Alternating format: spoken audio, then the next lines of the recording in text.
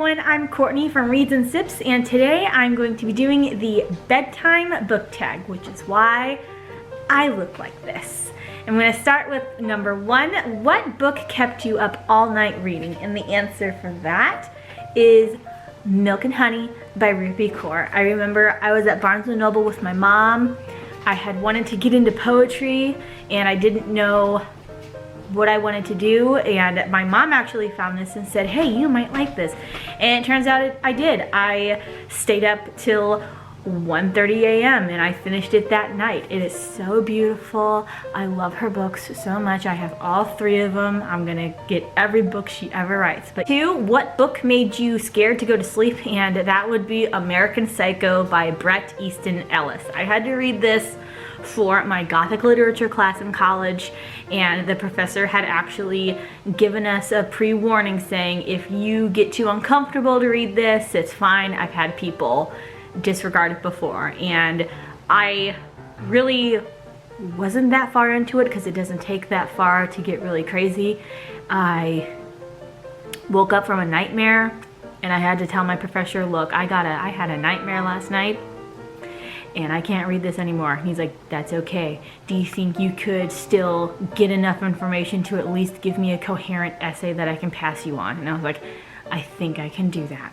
What book almost put you to sleep? And that was Portrait of Dorian Gray by Oscar Wilde. That book is only 100 pages long. It was the shortest book I read in the Gothic literature class, and I did not finish it. I flat out refused because it didn't take that long to me to figure out where this book was headed.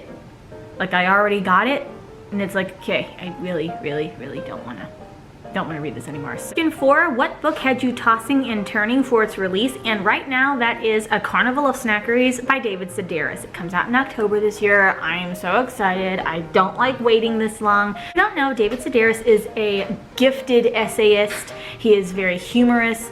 I have read all of his books, I think. I own quite a few of them. One of his recent releases is a bind-up of journal entries from 1977 to 2002, and it is called Theft by Finding. A Carnival of Snackeries is the 2nd edition in this duology. It is his journal entries from 2003 to 2020. I am so excited. I want to go to one of his author meetups so bad. He's performed at the Apollo.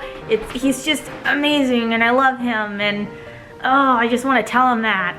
What book has your dream boyfriend? And I really had to narrow this one down. This one was so hard, but he is actually a very recent book boo, and it is Benedict Bridgerton from an author from a gentleman. Oh my gosh, my mom has me hooked on these books, and we fell in love with the show.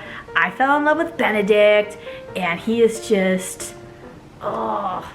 That book would be A Nightmare to Live In, A Madness So Discreet by Mindy McGinnis. And it takes place during the 1800s, and in that book we follow Grace May, who is thrown into an insane asylum because she's pregnant.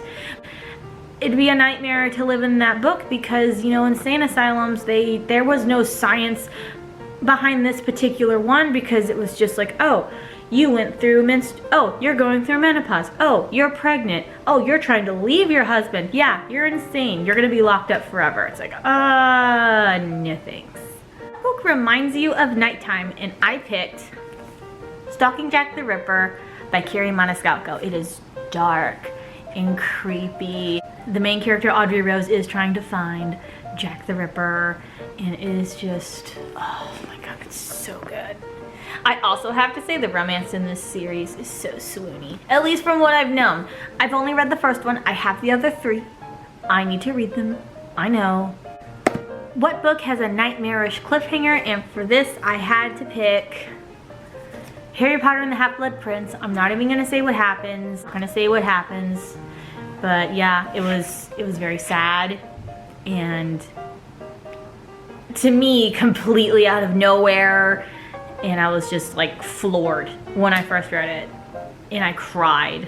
The question is, what fictional creature would you not like finding hiding under your bed? And for this one, I'm gonna have to go with a Dementor. Yeah, those guys creep me out.